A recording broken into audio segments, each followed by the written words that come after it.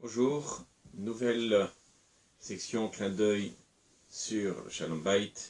Alors ce shiur est dédié à la Refoua Shelema d'Eliyahu Ben Peretz, Shachim Losh Refoua Shelameto Kol Chano Israël, et l'Ilui Nishmat de Charlène Sarah Chayabat Gabriela et de Gilles David Ben Kimissa.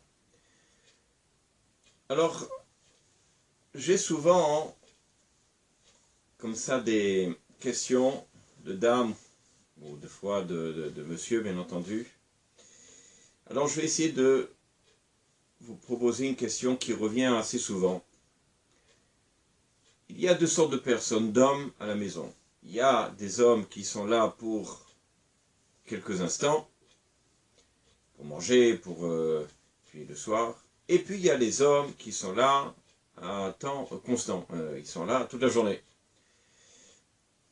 En ce qui concerne le premier groupe, les hommes qui sont là pour un petit instant, alors il se passe souvent cette question-là. La question est toujours de madame, je ne comprends pas, mon mari à la maison, il n'a jamais le temps pour moi. Et le mari de répondre, mais enfin, je suis là, je suis toujours à côté de toi, je suis toujours avec toi. Alors qui a raison? Alors, effectivement, on va voir du côté de la femme et du côté de l'homme, quelles sont les réponses adéquates à leur donner, les solutions. Parce que qui dit problème, dit solution. Du côté de la femme, alors il faut bien comprendre, mesdames, c'est que l'homme, il a une autre conception de la notion d'être présent. Vous savez très bien que lorsque vous arrivez, et messieurs, et que madame attend de vous quelque chose, vous êtes là, vous êtes pressé, vous êtes avec le téléphone, vous êtes en train de parler, et puis madame arrive, ah, j'aimerais te parler justement de David, etc., ou de Lionel, je ne sais pas, et puis tout d'un coup, le mari qui dit, et puis de l'autre côté, vous avez, au moment où il finit son discours là, au téléphone, elle entend qu'il a fini. Alors elle arrive, elle dit, bon, maintenant il a le temps pour moi, et puis elle arrive, et lui dit, pourquoi? Parce qu'il est en train d'écrire, on va savoir quoi. Alors effectivement, c'est d'un côté assez pénible pour madame, de savoir que monsieur est là, mais il n'a jamais le temps pour elle. De l'autre côté, c'est peut-être aussi assez pénible pour monsieur, de savoir que quand je suis là, enfin j'ai un peu de répit, et puis madame est sans arrêt derrière moi pour me demander ou me parler de chaque chose. Alors, on va essayer de trouver une solution déjà du côté de la femme. Il faut bien savoir, c'est que l'homme a une autre conception de la présence. Pour lui, il sait qu'il est lié à la maison, il sait qu'il est lié à madame, aux enfants. Comment? Déjà par le fait d'être à la maison, il est déjà présent. Mais même s'il doit faire des courses, il fait pas des courses pour lui parce que ça peut l'ennuyer. Il fait des courses pour la maison. Pour lui, ça veut dire je suis présent, je fais quelque chose pour toi. Même chose au travail, ça peut lui être enquiquinant d'être au travail avec les employés, ou même lui être employé avec le patron. Mais je suis obligé d'apporter l'argent pour qui? Pour la maison, je suis lié à la maison. Pour lui, l'homme, il a cette conception, je suis lié toute la journée, 24 heures sur 24, à la maison. Donc qu'on ne me dise pas, quand j'arrive à la maison, pourquoi tu n'es pas avec moi? Parce que toute la journée, c'était pour toi que j'ai fait. Et les courses, et le travail, etc. Comme ça, vous devez déjà penser. Donc c'est déjà, ça enlève une partie de ces nerfs-là qui sont latents, on aimerait le secouer et dire, mais je suis là.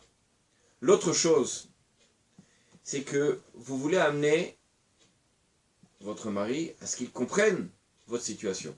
Alors, vous savez, j'ai lu une anecdote comme ça, professeur, comme ça c'est écrit, un professeur d'Harvard, un ancien professeur d'Harvard, directeur de commercial de la fameuse université à Harvard.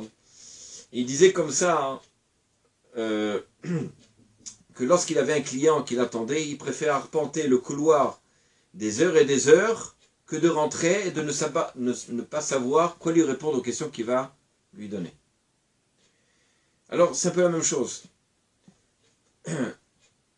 Être capable de trouver la bonne formule afin que celui qui est en face puisse faire notre volonté. Mais d'un voulait qu'il écoute. Qu'est-ce qu'il faut faire? Premièrement, il est clair, c'est de l'encourager et de lui dire le féliciter de tout ce qu'il fait. Ça doit être très difficile pour toi d'aller au travail, je sais combien c'est difficile, et ses employés, et ce patron qui est embêtant, etc. Franchement, mais Kolakavot, tu fais tout ça pour la maison, pour moi, pour les enfants, Kolakavot. Faire les cours, je sais que c'est quelque chose que tu n'aimes pas beaucoup, mais franchement, je te remercie beaucoup de tout ce que... Quand vous avez entré ces paroles-là de compliments, alors à ce moment-là, vous pouvez lui dire, écoute, juste, j'aimerais comme ça te dire, voilà, j'aimerais quand même que quand tu arrives, si tu peux me consacrer 5 minutes, voilà, j'aurais voulu te dire quelque chose. Et là, effectivement, il sera probablement disponible à vous écouter. Parce que si vous venez directement critiquant, mais je ne comprends pas, tu n'es jamais là, tu n'es jamais présent, tu es là, mais tu ne fais rien, etc. Évidemment, comme toute bonne personne, on n'acceptera pas les critiques, on ne sera pas prêt à écouter. Ça, c'est du côté de madame. Du côté de monsieur, effectivement, on a tous ce problème-là, c'est qu'on a toujours une bonne raison de s'enfuir que d'écouter madame ou les enfants se plaindre ou dire quoi que ce soit de leur aventure, qu'ils ont vu telle personne qui a dit ceci, qui a dit cela. On a toujours quelque chose, je dois aller aux toilettes, je dois aller à la salle de bain, j'ai un coup de fil à arrêt, etc., etc. Comment arriver à faire de telle sorte que madame comprenne qu'on est avec elle? Alors évidemment, on a tous nos temps impartis. Imaginez que vous veniez à la maison, vous avez juste une demi-heure, déjà pour manger, et puis après pour faire vos occupations personnelles. Mais vous avez aussi madame qui attend de vous quelque chose. Alors, déjà mettez-la en face de la problématique, voilà, je suis désolé, je dois partir, je suis désolé, je dois partir dans 10 minutes, un quart d'heure, mais ces 10 minutes, un quart d'heure là, je les consacre pour toi. Et vous vous asseyez et vous écoutez. À ce moment-là, vous verrez que ça ira très vite, mais pour elle, c'est quelque chose de fondamental.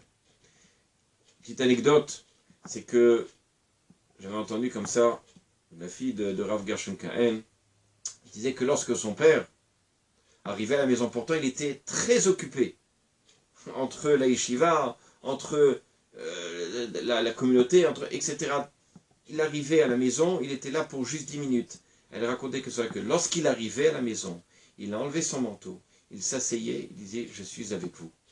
Et elle disait comme ça quelque chose d'extraordinaire, elle dit « au moment où il s'asseyait, on n'avait plus rien à lui dire. Pour nous, c'était l'essentiel, il était avec nous ».